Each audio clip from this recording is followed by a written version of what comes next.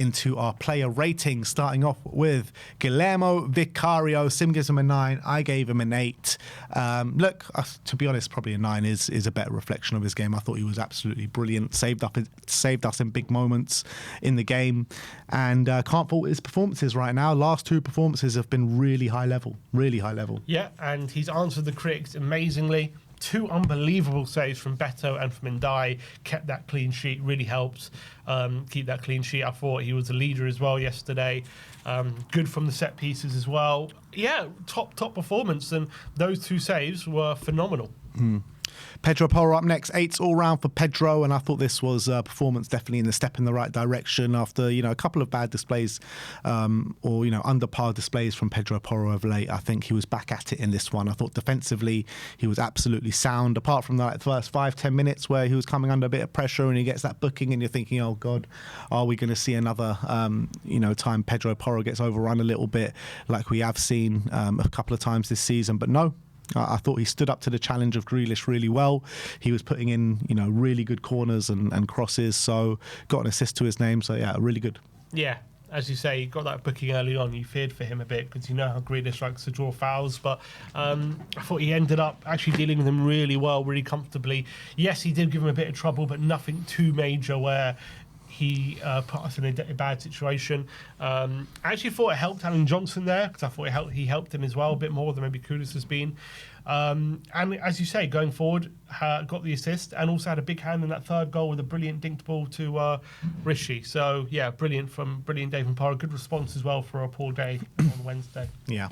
Kevin Danso up next. King Kev. Sim gives him an 8. I gave him a 9. I thought he was imperious on the day. Seriously, I think that's one of his best performances in a Spurs shirt, in my opinion. That's how highly I rated the performance from him. I said before the game, Everton away is a game tailor-made for someone like Kevin Danso, and I think that's what came to pass, to be honest. The amount of clearances that he made on the day, aerial ability, just nothing beats him in the air, and you saw just how pivotal he was for us on the day. Him and Van der Ven alongside each other, are they starting to strike up a bit of a partnership now? Seems it was their first win in the league, isn't it, this season without Romero? But yeah, brilliant. I think when it comes to crossing in the box, when he gets his head on things, incredible. 18 clearances, as you said before, which is just goes to show the amount of times he had to clear his lines and clear the danger, which is basically relentlessly, time after time. One thing I would say is there definitely seems to be a bit of a tactic I've seen in the last 2 games where Balogun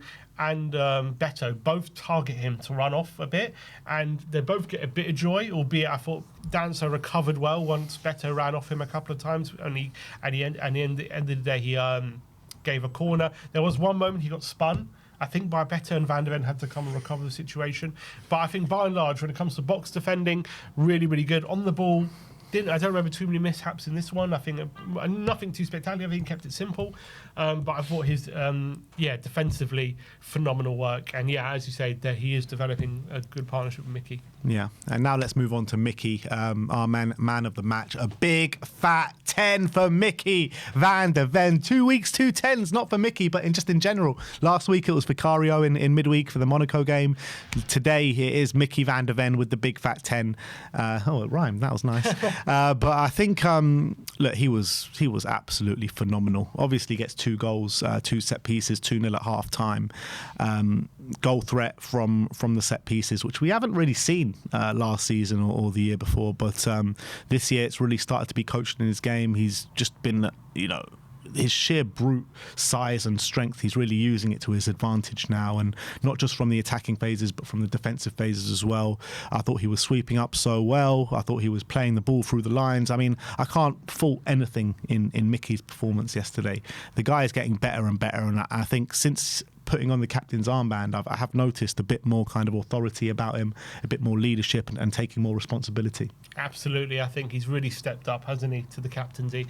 And I think even if you take away his goals, I think he would still be in an 8 or 9. He was absolutely phenomenal defensively yesterday. I thought the amount of times he was cutting out crosses, making crucial interceptions. There was that one moment in Ndai puts in a dangerous cross. I think Beto is about to put into the empty net. And he just takes a little touch away from him, preventing Beto having a tap in.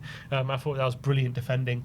I just think his box defending's improving massively. So much more of an aerial threat, and going forward, you got to say he's becoming so much more of a weapon in the opposition box with those 2 goals. It's like he's finally found out he's 6'4" and he can use that to his advantage. He seems to be growing as a defender, becoming a more complete defender. And he still uses his pace when he needs to as well. So he hasn't lost that part of his game. Phenomenal day for him. Another brilliant performance, and he's just growing and growing. You know, he came to the club as like a consistent defender, but you know, one who just uses that pace as like a safety blanket. He's now becoming this complete all-round defender, all-round player, and it's really great to see. Absolutely, couldn't agree more. So very much well-deserved props for Micky van der Ven yesterday. Next up is Jed Spence. 6 all round for Jed. I thought he was the one that struggled the most in the back four, to be honest. I thought Ndai had a really good game. Maybe a bit of a rehearsal, putting himself in the shop window, maybe with Spurs sniffing around, who knows. But I thought, you know, he gave Spence quite a horrible time down that side. And yeah, I thought he was struggling at times in the game, Spence, albeit I don't think he put in a disaster class or anything like that. I just felt like he was, you know, struggling to handle and die at times. And going forward as well, he was creating quite a bit of width on the pitch for us without doing too much with the ball. Yeah, I think Ndai, no penitentiary tweets from Spence this time out. I think Ndai definitely, not going to say he had him on toast, but he was given a lot of difficulty. I think in the first half, there was at one moment he completely spun Spence and burst into the box, and I think had to be bailed out from Micky van der Ven. No, in fact, it was that chance for Grealish in the first minute. Right. He spun him. And Grealish, his shot, luckily for Spence, was blocked by Porro. We missed Udogie so much down the left-hand side. I think if Udogie was there yesterday, it could have been a completely different game, let alone it could have been very different on that left-hand side, because Spence, he has so much energy and so much power when he's running, but he can't use it because he gets into the position, he gets the ball, and then he doesn't break down the line because he's right-footed, so the angles don't work for him. So it's going forward. It just seems like a massive waste, to be honest, when he's there, and it's so frustrating, I think. And I think we're really missing Udogie in those areas, in my opinion. So I really hope he's back soon. I would like to see, though, like when Udogie comes back, the dynamic of Udogie left back, Spence right back, because I think when Spence gets when we can use him on his favoured side and he can utilise his favoured, you know, leg a bit more, then you might see him a raw, because that's what he is by trade. He's an attacking fullback, and when he's at left back, you can't really see it too much. But when he would be at right back, I think it'd be a completely different story. I agree, but that would also make a bit of a structural change needed from Frank, because Porro at the moment is like tucking in as like a, 100%. So that brings change. I'm not saying it's a bad thing. I'm just saying he would have to change things. 100%. But I would like to see that bit of like Rose and Walker kind of vibes. Yeah, exactly. But yeah, look, I'm not saying he played badly by any stretch, but I just think we miss a lot when Udogie's not there at the moment. Yeah, totally. Let's move on to the midfield and Rodrigo Bentancur. 8 all round for Bentancur, and you know he's come under a lot of criticism of late, and I think it's only right to give him his flowers for a really good performance yesterday. I think that when you're talking about Rodrigo Bentancur and the relationship that he has, or the dynamic of the team when he's with Joao Palhinha in the middle of the park. Usually it's Joao Palhinha we're waxing lyrical about. I think they both had a really good game, and we'll get into Palhinha in a minute. But Bentancur, I thought, shone more than Palhinha in the game yesterday. I thought he was doing so well protecting that back four, but not only that, I thought he was being really hard to handle. He was wriggling out of situations, driving forward a little bit, and he was actually a threat on the opposition goal as well. I mean, that kind of swivel and volley that was just inches away from the goal, that would have been up for goal of the season. I swear that would have been such an unbelievable goal. It's such a shame that didn't go in the back of the net. But yeah, I think these are the performances that we want to see of more regularity from Bentancur, which we haven't seen too many times since he's been back from the injuries, and it's something that we were kind of seeing at a regularity before the injury. So if he can get to those levels consistently, then I don't think too many fans will have too much of a problem with him. Yeah, and that shoulder pass from the corner, brilliant piece of skill as well from Bentancur. Great assist from him. So I thought he added a little bit of class and a little bit of composure back into his game yesterday. I think he's at his best when he's really aware of his surroundings and he's aware of where the space is. And even when he's pressed, he knows he can just turn into the space and burst past the player, and all of a sudden it opens up the game. And I think he did that multiple times yesterday, and that was really great to see. There was one bad moment in the first half where he gives the ball away in a really bad area. Luckily, we didn't get punished for it, but I just said a rasping volley was brilliant, and that was inches away from a brilliant goal. I thought he was very combative and on the ball. Again, he wasn't exactly playing through the lines, but he was doing things a lot smoother with a lot more class, and I think he was using his ball carrying ability a lot better than in other games. So really, really strong performance from Bentancur. Yeah, and his partner in crime, Joao Palhinha. Sim gives him a 7. I gave him an 8. I actually thought with Joao Palhinha, he didn't. Usually in games, particularly away from home, he seems to be like overworked in the middle of the park because maybe his partner isn't. In Bentancur isn't kind of showing those kind of all-action displays where I think because Bentancur put in such a strong performance, I thought it kind of lessened the need a little bit for Joao Palhinha in the middle of the park. Don't get me wrong, I still thought he was absolutely brilliant, Joao Palhinha, and I thought everything he did with absolute class, and he was winning the ball back consistently for us. I think he made the most amount of tackles for us in the game, as he always does. So having them two in that kind of form in the middle of the park away from home, I think it's brilliant. Yeah, and it just gives you a solid platform, doesn't it? It makes sure that when the other opposition are on top or they're putting you under pressure, you just have that solid base that you can rely on to not get too overawed. In most games anyway, obviously it didn't happen on Wednesday, but this game definitely did happen. And Palhinha, so strong, just gives you a base level performance, doesn't he? I think on the ball, again, I'm going to say he's still got work to do, but I don't know if it's work to do. I just think that's what he is. I don't think it was bad, but there was a few times just loose passes. First time, like passes around the corner, which didn't quite pull off correctly, and didn't have the quality to pull off. But I think a few passes were quite good. I think he's just a bit of an inconsistent passer. What I don't like about his passing is I think sometimes he doesn't give an easy pass to his teammate. He gives a pass to his teammate where he has to control it and like awkwardly and do things where I like the pass to be into their path and like they don't have to do too much to get it under control. And sometimes he gives them like a bobbly pass or a difficult pass to control. So he needs to work on that. But I think off the ball, don't have to say too much. Brilliant again, and so valuable in these games. Yeah. Next up is Javi Simons. Sim gives him a 4. I gave him a 5. So when he started the game, it looked like he was on the left. He was drifting in to the middle. I feel like when I'm watching him play, I feel like he looks like a player low on confidence, to be honest, and he's not making too much of an impact in games, which is, really hard. Look, it's early days for him. I believe in his talents completely, but we haven't yet seen, we saw half an hour or 20 minutes, or however long it was in the Brighton game where he made a real impact. But apart from that, I don't think he's made too much of an impact in any of the games that he's played in. I kind of believe that we need to play him through this and build up his confidence and keep persisting with him in the starting lineup. But it feels like way too often he gets the ball and just kind of moves break down, and he kind of, I don't know if he's strong enough. It doesn't seem like he's strong enough to hold on to the ball. Yeah, I think it was a difficult day again for him. I didn't mind the position. I think it would have helped if it was a doggy to his left rather than Spence, to be honest. I think that would have helped him, but, alas, it is what it is. I think he picked up some good positions, and I think, unfortunately, he got the ball in between the lines a few times and the execution was a bit off. What I'm a bit annoyed about with Frank is just the fact I did think he was growing into the game a bit more in that second half, and he got taken off right at the wrong moment for him, and you could see Javi's disappointment, probably partly for himself, but also because he felt like he was getting a bit more influence in the game just as he's been taken off. So that was obviously frustrating.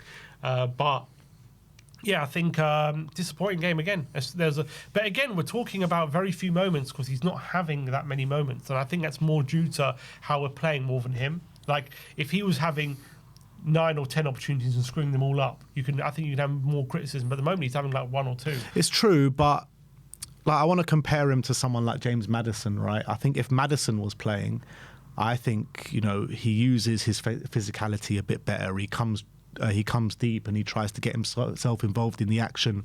When he picks up the ball in the middle of the park, first thing, like he makes the decision a lot quicker and he drives the team forward a lot quicker. So I think that also comes with experience, being in this league and getting up to the speed of the league and everything like that. So look, I'm not writing on. I think it's stupid to overly criticise him at this moment in time, because I think he's just getting used to the league and the pace of the league and everything like that. But I do feel like if it was someone like a James Maddison, he would get himself involved a lot more. I just feel like even if you add Maddison in right now with how we're playing, I don't think if he'd fare much better currently as we're currently playing. It's nothing, not to say that won't improve down the line if we improve as a team, but I think at the moment, if Maddison as well only had 1 or 2 opportunities to show a game. But that's what I'm saying. Like, I think Maddison would make sure he gets more than 1 or 2 opportunities. I don't know if he would. Maybe you're right. Let's move on to Brennan Johnson. 5s all round for Brennan. Surprise inclusion in the starting lineup from Thomas Frank. Started on his favoured right-hand side. There was a moment in the game where you thought, you know what, Brennan's up for this and he's charging at his man. However, I feel like it was just more of the same from Brennan, to be honest. And when you want to, I've said it before, but when you want to kind of really focus down the wings and you want to create from the wings, Brennan's not really your guy. I thought it was better from him. That's not saying a lot. I still gave him a 5, but I think it was better than in previous games. I think he was stretching the play a bit more. He did charge at his man a bit more. He won a few corners, did get some crosses in, and he helped out his man, Porro, defensively really well. So I think that was all good. But you want to see more quality. I don't think it was like similar to other games where he just give him the ball and it's like a black hole and it just disappears. I think he was keeping it a lot better in this game than in other games. But he still wasn't as much of a threat as you want. So yeah, I gave him a 5, but I think it was a bit better. Wow, this is a big difference in the ratings. Mohammed Kudus, Sim gives him a 5. I gave him an 8. I thought he was brilliant. Really? No, I thought it was brilliant, Mohammed Kudus. What did he do? Maybe it was the beer goggles, but To be fair, he got an assist from the corner. yeah. But I thought like he was in the central areas, right? And I thought like as much as like he didn't create too much yesterday, but what he did do, he kept getting on the ball and just driving through the heart of that team. I thought he was just such a physical specimen that I thought they would just found it so hard to deal with him. Yeah. Look, I don't think he was bad, and I think maybe it's going to take time for him to... I thought 5. I think you've done him dirty there with a 5. He didn't impact the game, really. I mean, he didn't do anything more than Javi, I felt. I thought he did more than Javi. I thought Javi kind of the moves broke down when Javi was on the ball. There was no moves with Kudus. That's my point. But I think what Kudus was doing, he was getting himself involved in the thick of the action, and he was driving through them, and they couldn't handle him. I thought they did handle him though. I don't think so. What do you mean he didn't do anything? They couldn't get the ball off him at times. Majority of they couldn't get the ball off him. It was other players that let him down. What? I don't remember him doing much. He didn't have that many touches. He wasn't getting as involved as he usually does. I thought he was very involved. But he wasn't. I don't know. Maybe I should rewatch the game, but I don't remember him doing too much. What does the chat think? Well, someone's given him a 7. Some says Kudus was shite. Some says a 5. Some say his hold up. I don't think he was bad per se. I think when he was involved, he was okay, but he wasn't that involved. I think he was on the periphery for quite a bit of the game. I felt. He's used to getting a lot more touches than he did yesterday. Yeah. He didn't get that many touches. That's and true. I think maybe it's an adjustment to this new way of playing. That's true. He's definitely used to getting more touches, but I just thought like the Everton players didn't know what to do with him every time he did get the ball, even though it wasn't as many times. I don't know, man. I thought they were like bouncing off him. Like I thought he was such a... Huh? I know he does that to anyone, but like... Yeah, but just because he does that to everyone, he still needs to get commended for it. But what did he do? I just told you what he did. You can keep asking me. I thought he just kept driving. Fine, but he just kept driving through the heart of them, and they just didn't know what to do. Drove through the heart of. Nah, I don't think Javi did that. He did for that one moment where he linked up one Muani. moment. Right. So what did Kudus do? I think Kudus did it multiple moments. But he didn't. Well, okay, but we just disagree. He won a free kick, which was good. I'm not saying he played bad. He did get the assist for the corner, which was kind of assist. Yeah, but you're saying Javi played badly, but Kudus didn't play badly, but you're giving them the same rating. No, I'm not. I'm giving Kudus a bit better. I gave him the 5. Yeah. Because I did think he was a bit better than Javi, but I just didn't think he did much in the game. I think if Javi put in that performance, you'd probably give him a 5. No, I don't think so. We'll never know. But look, this isn't to say Kudus is a terrible player. I really like Kudus. I just didn't think he did much yesterday. Why are you always against Kudus? Just don't like him. Don't like him personally. Next up is Kolo Muani. Sim gives him a 5. I gave him a 7. I thought Muani, look, he wasn't that involved. That's the honest truth. Maybe a 7 is a bit high for what he did in the game, but I just feel like the reason I gave him a 7 maybe is not actually based on his half hour or 70 minutes or however long he was on the pitch, but it was just the small little things that I noticed and saw in his performance, like little hold-up play, little touches, where it's like some really good work to build on. And I've got a feeling that this guy could come good for us. Yeah, again, I didn't have a problem with him yesterday at all. It was a striker's performance where he had very little touch on the ball. Yes, there were some good stuff. He played a really nice ball into Javi, who tried to take on Michael Keane, who obviously tackled him. He had a good link up with Javi again, where Javi burst through the midfield and obviously the move broke down. So a couple of good touches there. It seems like he's just got the ability to hold up the ball so much better than Richarlison at this moment in time. He had that moment as well. He spun Tarkowski, but then Tarkowski got back and recovered. Yeah. But that was a good piece of play.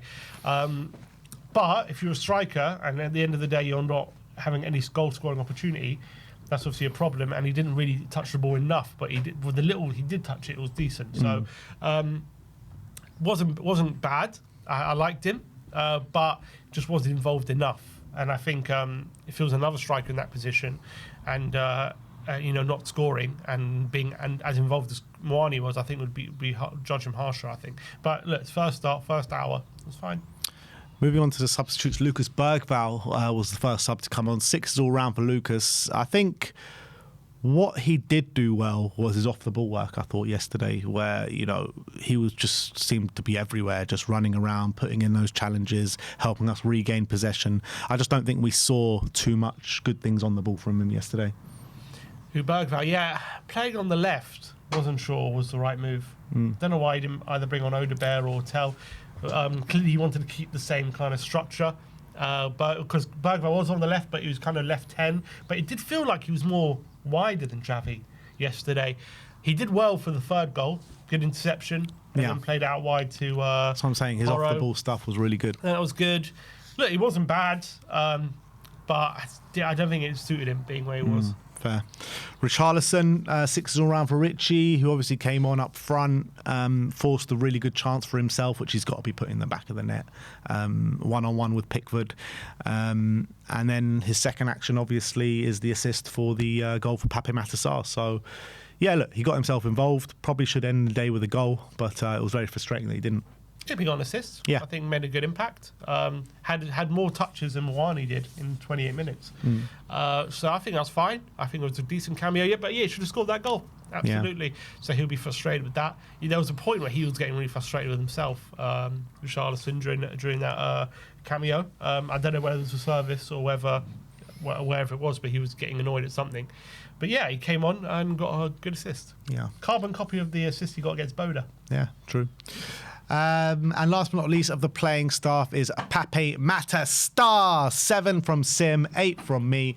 And I think after a few lackluster displays from Sarr, I know he only had 10 minutes, but I thought he came on and straight away was full of running, was back to those energetic Sarr levels that we know and love from the beginning of the season.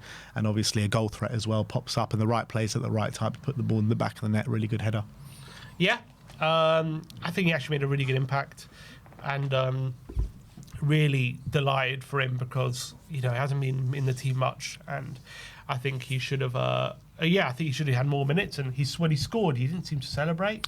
Yeah, apparently it was because a close friend of his has just passed away, or that'd explain it. Something to do with that. So yeah, obviously thoughts are with that situation. But I thought he made a really good cameo. Not just the goal. I just thought the energy he brought allowed us to get off the pitch. I think added a bit more quality in the midfield as well, which was good. And last but not least, big Thomas Frank, 8 all round for Thomas, and he changed things up a bit tactically. In the last few weeks we've been conceding way too many shots and way too many chances. And don't get me wrong, we did concede a couple of chances in this game, which you always expect at an away game, especially someone like Everton. But I thought we were in complete control for the majority of it. I thought we kept him at arm's length for the majority of it. When we didn't, big players stepped up in big moments like Vicario. You can see the work that he's doing on the training ground in terms of our defensive structure and our attacking set pieces and our defending set pieces as well. So you can see clearly what they're working on right now is going really well. Yes, we all want more. Yes, we all want to see more attacking football. But right now, I thought, he was a massive reason why we won the game. I thought the changes came at the right time from him as well. Good game management from him. So yeah, I thought he managed the game really well. Yeah, I think got no problem with how he managed the game yesterday. I kind of like the tactical tweaks, albeit clearly they might need some time to work. But I think I like the idea of having Kudus a bit more inside and someone else spreading the width, and having Javi kind of as a left hand in possession. I like the way. I think it would work a lot better if it was a Doggy on the left instead of Spence, but obviously a Doggy's not available, so nothing you can do about that. But I like the kind of idea of the structural change. I think obviously the way we got set pieces going, brilliant. I think defensively we looked a lot stronger. I think I kind of like the selection. Defensively, brilliant, very organised. Yeah, so really good stuff.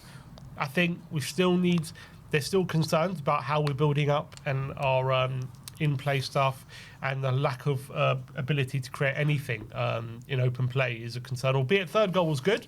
That was a good team goal, so I want to see more of that. But yeah, I think at the moment, third in the league, brilliant defensively, and he's doing what he can with what we got at the moment, and he's doing a great job. Exactly. Third in the league, most goals scored, one of the most least conceded as well. Choo-choo, man. All aboard the Thomas Frank Express. That's what I say. But that is our player ratings. Let us know your ratings. Do you agree or disagree with us in the comment section below?